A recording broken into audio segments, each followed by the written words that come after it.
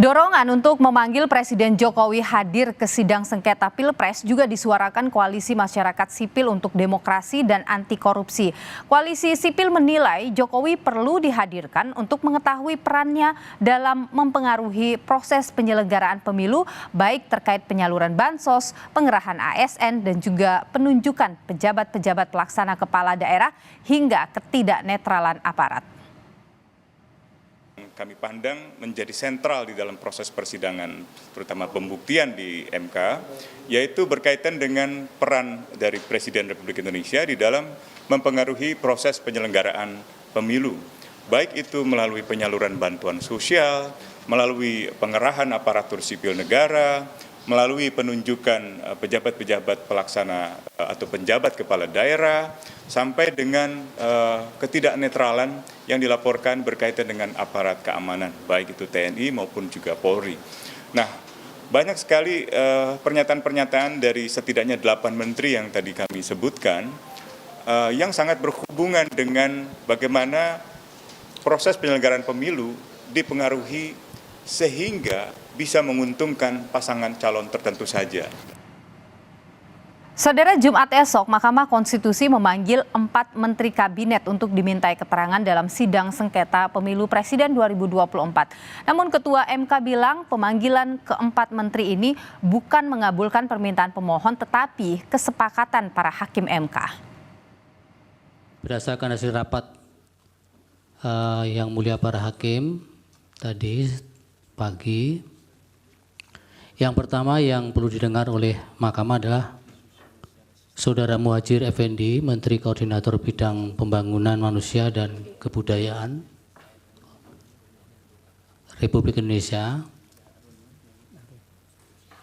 Kemudian yang kedua, Bapak Airlangga Hartarto, Menteri Koordinator Bidang Perekonomian. 3, Ibu Sri Mulyani Indrawati, Menteri Keuangan. 4, Ibu Tri Risma Harini, Menteri Sosial. Persoalan bansos jadi sorotan dalam sidang sengketa Pilpres 2024 di Mahkamah Konstitusi. Guna mengonfirmasi soal aliran dana hingga tuduhan alat politis untuk memenangkan paslon, Mahkamah Konstitusi meminta kesaksian dari 4 menteri Jokowi. Keempat menteri itu adalah Menko Perekonomian Airlangga Hartarto, Menko PMK Muhadjir Effendi, Menteri Keuangan Sri Mulyani, dan Menteri Sosial Tri Risma Harini. Ketua DPP PDI Perjuangan Puan Maharani menegaskan, Risma yang juga kader PDIP dipastikan siap memberikan keterangan kepada MK Jumat besok. Namun apakah ada arahan khusus dari Ketum PDIP Megawati Soekarno Putri, Puan enggan merinci. Puan besok kan Bu Risma dipanggil ke MK ya, apakah ada arahan khusus gitu dari Ibu ke Bu Risma untuk besok menyampaikan keterangan? Siap untuk memberikan keterangan. Sementara itu, Menteri Sosial Tri Risma Harini mengaku tak ada persiapan khusus pada kehadirannya di MK Jumat besok. Risma juga bilang tak ada arahan apapun, baik dari Presiden Jokowi maupun dari PDI Perjuangan. Itu aja. Aku ngomong apa ya, aku nggak tahu besok ngomong apa. Ditanya apa belum tahu. Jadi besok pasti datang ya? Ya datang lah, diundang lah. Insya Allah. Ya nggak tahu, aku belum tahu pertanyaannya. Iya kan, tergantung pertanyaannya toh. Partai sendiri ada arahan itu Bu? Nggak ada. Kalau dari Pak Jokowi? Nggak ada. Menteri Koordinator Pemberdayaan Manusia dan Kebudayaan Muhadjir Effendi juga mengaku siap bersaksi di sidang sengketa Pilpres. Namun Muhadjir menyebut terpaksa membatalkan perjalanan dinas ke Mesir untuk mengantar bantuan demi menghadiri panggilan MK. Oh iya, makanya saya harus segera balik ke Jakarta untuk insya Allah. Saya mestinya hari ini berada di Kairo untuk menyerahkan bantuan kemanusiaan untuk Palestina, tapi kemarin malam karena ada undangan dari MK, maka saya lebih memilih panggilan MK lah gitu, karena itu adalah bagian dari tugas yang menurut saya lebih urgen. Jam berapa besok? undangannya jam 8. Menko Perekonomian Airlangga Hartarto mengaku telah menerima undangan dari MK. Bahkan Ketua Umum Partai Golkar ini mengaku siap jika pertanyaan akan mengarah pada mekanisme penyaluran bansos. Ya, insya Allah saya hadir. Undangan sudah saya terima tadi malam. Ya, tentu kami lihat undangannya dan juga apa yang diharapkan dari pemerintah. Tentu kita akan menjelaskan mengenai mekanisme APBN, kemudian bicara mengenai bansos, bicara dengan perlinsos, dan berbagai hal yang sifatnya pemerintahan saja.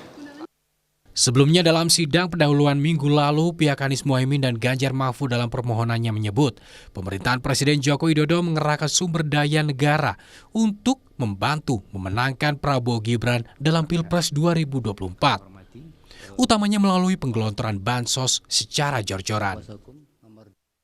Dalam APBN 2024, pemerintah mengalokasikan anggaran perlindungan sosial senilai 496 triliun rupiah. Anggaran perlindungan sosial itu mencakup dana bantuan langsung tunai dan program Keluarga Harapan serta bantuan pangan non-tunai. Dibandingkan 2023, anggaran perlindungan sosial di APBN 2024 naik hingga 20 triliun rupiah. Di awal Februari lalu, menjelang pemilu, Presiden Jokowi mencairkan bantuan langsung tunai mitigasi risiko pangan sebesar Rp200.000 per bulan pada 18,8 juta keluarga penerima manfaat. BLT baru ini dicairkan 3 bulan sekaligus, sehingga keluarga penerima manfaat akan menerima uang Rp600.000. Presiden Joko Widodo memastikan keempat menterinya akan bersaksi di sidang sengketa Pilpres Jumat mendatang. Jokowi menegaskan, para menteri yang akan bersaksi nantinya akan menjelaskan apa yang sudah dilakukan terkait dengan tugasnya. Namun, Jokowi enggan berkomentar soal tudingan politisasi bansos yang dilakukannya demi memenangkan pasangan Prabowo Gibran. Jokowi kembali menegaskan dirinya tak ingin mengomentari yang berkaitan dengan persidangan di MK. Ya, semuanya akan hadir karena diundang oleh MK, semuanya akan hadir. Hari Jumat. Ada arahan nggak, Pak? Ada arahan nggak, Pak? Para peserta. Yang menerangkan apa yang sudah dilakukan masing-masing menteri. Kalau Bu Menteri Keuangan misalnya mengenai anggaran seperti apa. MK secara resmi telah mengirimkan surat pemanggilan kepada 4 menteri hadir di sidang sengketa Pilpres. MK menyebut keterangan keempat menteri ini untuk didalami sebagaimana dalil para pemohon, bukti yang diajukan, hingga jawaban pihak terkait. Tim Liputan, Kompas TV.